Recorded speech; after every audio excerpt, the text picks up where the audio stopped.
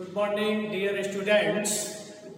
Today I am going to tell about the report writing.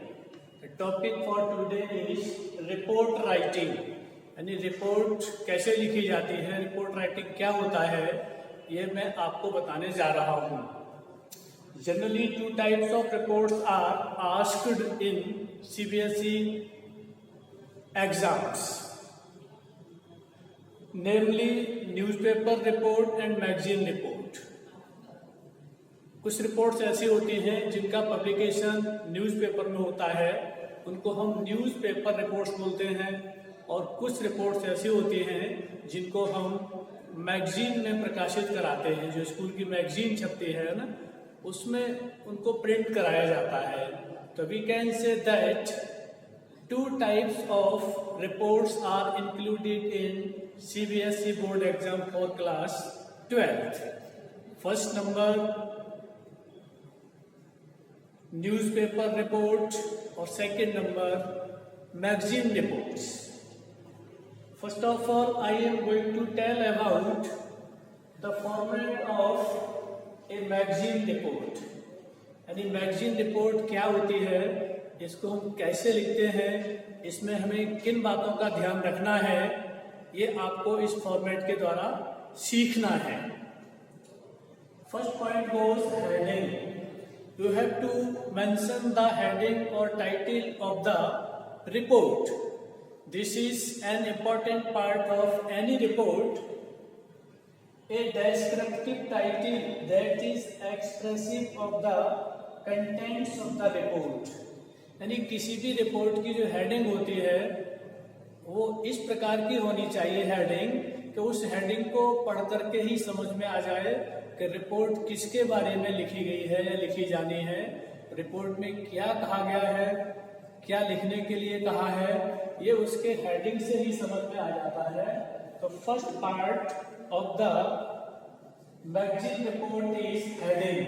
तो सबसे पहले हमें उसमें हेडिंग देनी होती है जो स्कूल की मैगजीन के लिए हमें रिपोर्ट तैयार करनी होती है. Second part goes byline. Byline use होता है name of the person writing report. It is given in the question. Name of the person writing report, यानी जो व्यक्ति रिपोर्ट लिख रहा होता है, हेडिंग के नीचे लिखा जाता है वाई और उसके द्वारा नाम लिखा जाता है. यानी रिपोर्टर जो होता है उसका नाम क्या है उसे हम उसी हेडिंग के नीचे मेंशन करते हैं. और it is given in the question. ये रिपोर्टर का नाम क्वेश्चन पेपर में दिया होता है. हमें इस बात को ध्यान रखना चाहिए. बायलाइन का मतलब है name of the person writing report. It is given in the question, यानी क्वेश्चन में लिखा होता है. Third point goes the opening paragraph. It may include the 5 W's, namely what, why, when, and where, along with who was the invited the chief guest. In fact, it is the main part of report. अब इसमें कह रहा है it may include the 5 W's. इसमें हम 5 W words जो होते हैं ना, उनको इंक्लूड कर सकते हैं, सम्मिलित कर सकते हैं.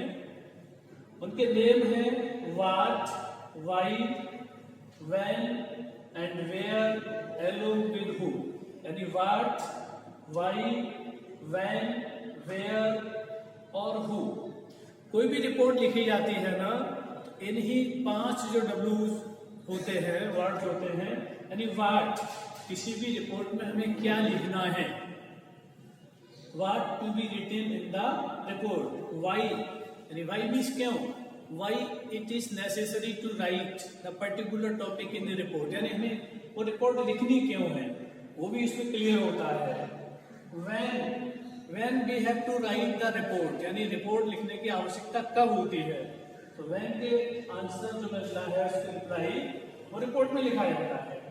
where, यानी ये भी मेंशन किया जाता है कि रिपोर्ट कहाँ की है, प्लेस कौन सा है. यानी कोई भी घटना हमें लिखनी है रिपोर्ट में तो वो प्लेस मेंशन किया जाता है. वेयर का जो आंसर मिलता है. along with who, this is the main part. यानी हु, जो रिपोर्ट हम लिख रहे हैं ना, उसके लिए ये हमें जानना होता है कि किससे संबंधित है रिपोर्ट, उसमें कौन व्यक्ति है जिसके बारे में हम कुछ रिपोर्ट लिखना चाहते हैं या किसी घटना का वर्णन करना चाहते हैं।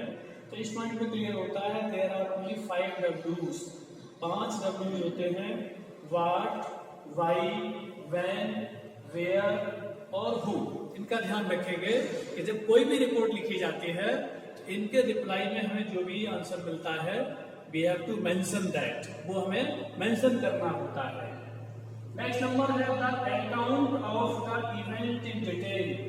This is a particular part of the report, और इसमें ये कह रहा है the account of the event in detail. इस पार्ट में जो भी रिपोर्ट लिखनी होती है, जो भी घटना है हमें उसके बारे में बताना है, तो पूरा डिटेल में लिखना होता है।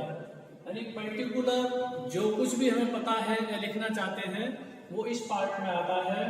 It is the main paragraph, और ये रिपोर्ट का मेन पैराग्राफ होता है। और इसमें जो चीफ गेस्ट होता है उसके जो आइडियाज हैं, स्पोकन वर्ड्स हैं, हम उसको भी इन्वॉल्व कर सकते हैं। ये मेन पार्ट होता है। नेक्स्ट नंबर है conclusion. This will include a description of how the event ended. This is also an important part of A report writing. ये भी रिपोर्ट राइटिंग का एक बहुत महत्वपूर्ण भाग है। जो भी हमने रिपोर्ट लिखी है ना, जनरली जो रिपोर्ट पढ़ने वाला होता है उसके मन में ये जिज्ञासा होती है कि इसका निष्कर्ष क्या निकला है, यानी जो घटना घटित हुई है, जिस घटना के बारे में हम बता रहे हैं उसमें निष्कर्ष क्या निकला है। तो this will include a description of how the event ended. इसमें ये रिपोर्ट राइटर को ये लिख करके बताना पड़ता है कि जो घटना घटित हुई थी और उसके बारे में वो घटना कहाँ घटित हुई थी, क्यों हुई थी, और वह कब हुई थी, कौन उसमें इन्वॉल्व था, ये सब बताने के बाद में फिर उसका जो निष्कर्ष निकलता है।